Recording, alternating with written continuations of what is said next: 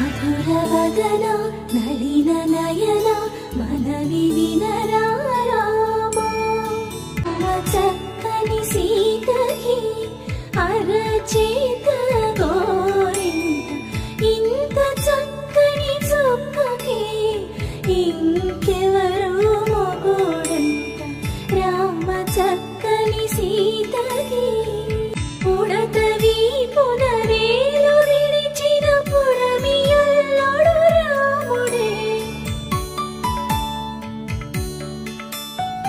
ఎడమ చేతను శివుని విల్లును ఎత్తిన రాముడే